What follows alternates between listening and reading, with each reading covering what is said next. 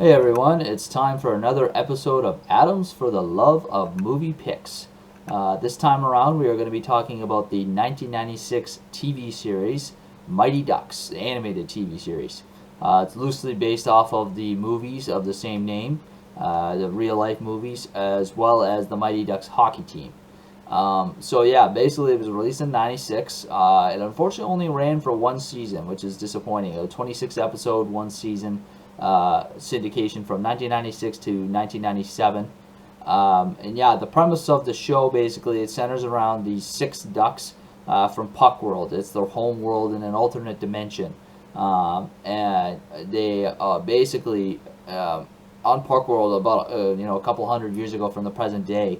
Puck World was under control of their sworn enemies, the Saurians, and it was freed by the hero of Puck World, Drake Duquesne. And he banished all the Saurians to a dimensional limbo, basically. And the last of the Saurian overlords in present day, he manages to escape this dimensional limbo with a dimensional gateway generator, and he enslaves Puck World once again because they're not really prepared to fight Saurians, with his technology and with all that he has.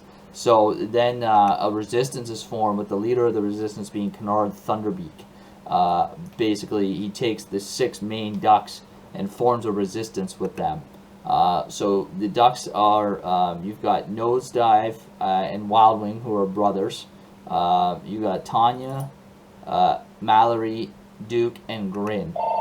They basically form the resistance that they are a part of.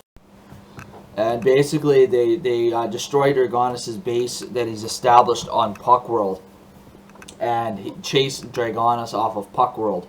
Dragonis and his henchmen, Siege, Wraith, and the Chameleon.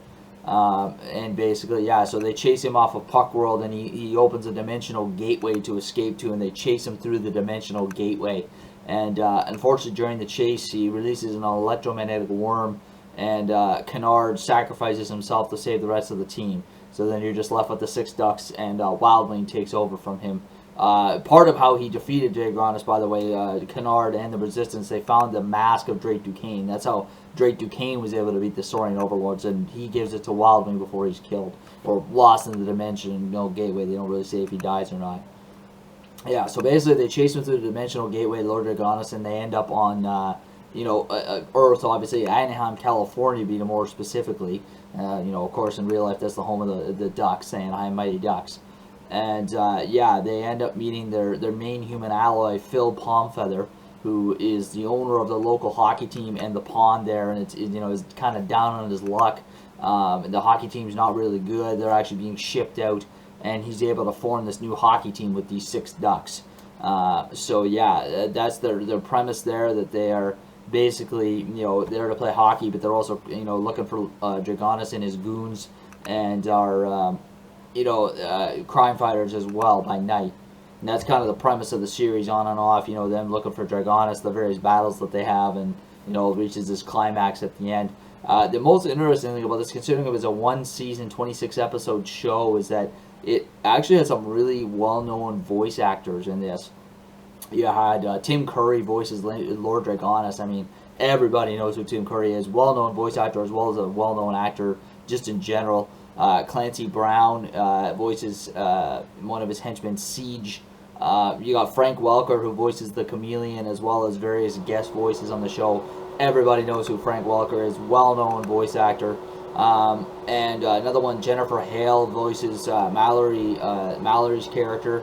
And then the other one, that the Wraith, the other henchman of Lord Dragonis, is voiced by a guy named Tony J. I don't really recognize the name, but the voice that he does is very familiar. It sounds very familiar, like I've heard it before.